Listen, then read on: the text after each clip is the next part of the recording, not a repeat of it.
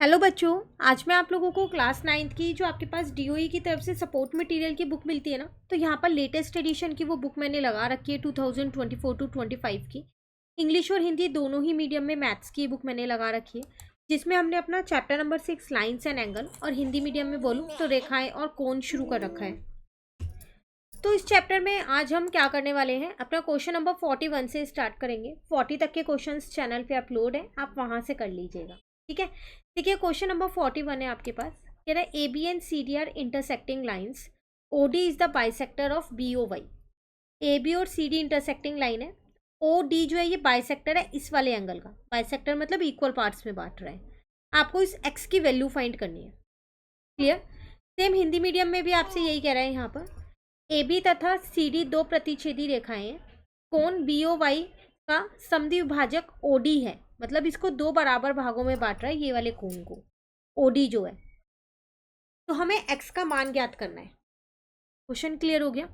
सबसे पहली बात तो मैंने क्या किया, यहाँ पर पूरा अपना जो कोण है बी ओ वाई निकाल लिया। वो मेरे पास होगा कितना, 180 में से 90 को माइनस किया तो 90 डिग्री होगा। ठीक है,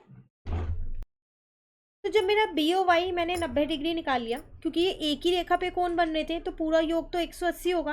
आधा 90 है तो दूसरा आधा भी 90 ही होगा।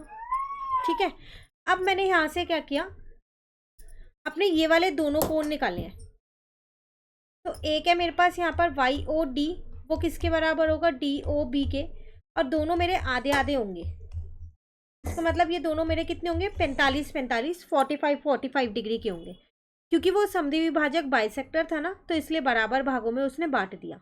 अब आपको पता है कि जो कोण डी ओ बी है वो कोण ए ओ सी के इक्वल होगा।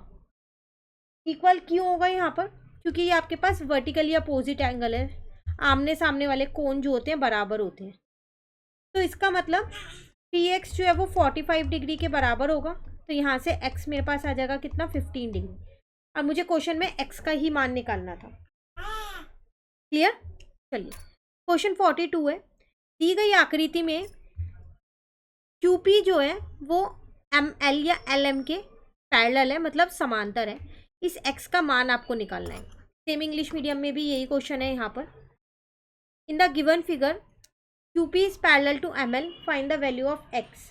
एक्स की वैल्यू आपको फाइंड करनी है, इस वाले एक्स की। मैंने क्या किया यहाँ पर ना, एक खुद से परपेंडिकुलर बना दिया है और एक यहाँ पर बना दिया परपेंडिकुलर AC, और इसको नाम दे दिया यहाँ पर BD। पैरेलल लाइंस बनाइए, परपेंडिकुलर नहीं, पैरेलल लाइंस बनाइए। मतलब मैंने यहाँ पर कुछ से ड्रॉ किया है, या फिर ये बोलो कंस्ट्रक्ट किया है।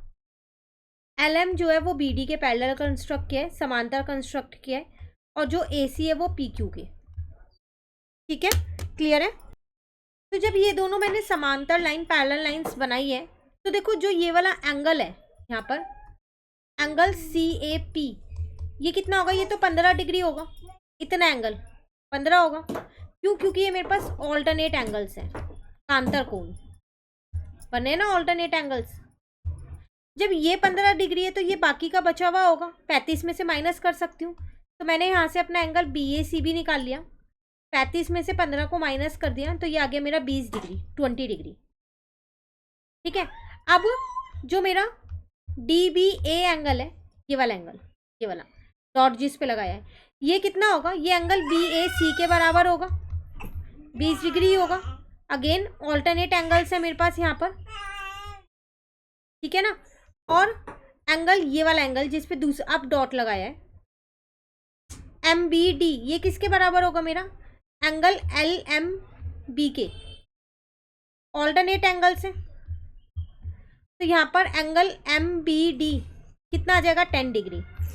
तो ये वाला 10 आ गया, ये वाला 20 आ गया। पूरा मिला के जो आपके पास था MBA, जिसकी वैल्यू x आपको क्वेश्चन में गिवन थी, तो वो कितना आ जाएगा, 10 + 20, 30 डिग्री आ जाएगा। क्लियर। तो इसमें सिर्फ ऑल्टरनेट एंगल्स, एकांतर कोण का ही जो है पूरी प्रॉपर्टी लग रही है। पहले ये वाले दो एंगल्स निकाले, फिर ये निकाला, फिर इसकी हेल्प से ये वाला एंगल निकाला और दोनों को ऐड कर दिया। क्लियर। तो आज हमने अपने 2 क्वेश्चंस और कंप्लीट कर लिए। नेक्स्ट क्लास में आगे के क्वेश्चंस करेंगे। कहीं भी दिक्कत लगे कमेंट करके पूछ लीजिएगा। Thank you.